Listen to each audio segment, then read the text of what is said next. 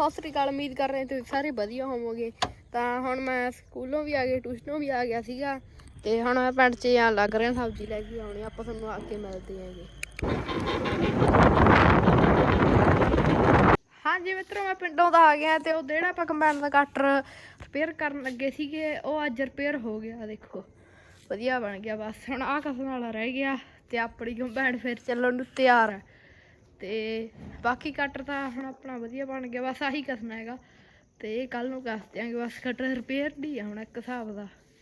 ਤੇ ਆਪਾਂ ਤੁਹਾਨੂੰ ਹਾਂਜੀ ਮਿੱਤਰੋ, ਤਾਂ ਹੁਣ ਮੈਂ ਡੈਰੀ ਵਾਲੀ ਦੁੱਧ ਪਾਉਣ ਜਾ ਰਿਹਾ। ਕਾਪੀ ਚੱਕ ਲਈ ਤੇ ਆਹ ਦੇਖੋ ਆਪਣਾ ਬੂਝਾ ਖੜਾ ਉਹਦੇ ਕਟੀ ਕੀਤੀ ਤੇ ਬਸ ਚੱਲ ਪਈ ਪਾ ਦਈਏ ਇਹਦੀ ਕਾਪੀ ਵਿੱਚ ਤੇ ਫਿਰ ਆਪਾਂ ਆ ਕੇ ਮਿਲਦੇ ਹਾਂ ਤੁਹਾਨੂੰ। ਪਾ ਦਿਆ ਖਰਚ।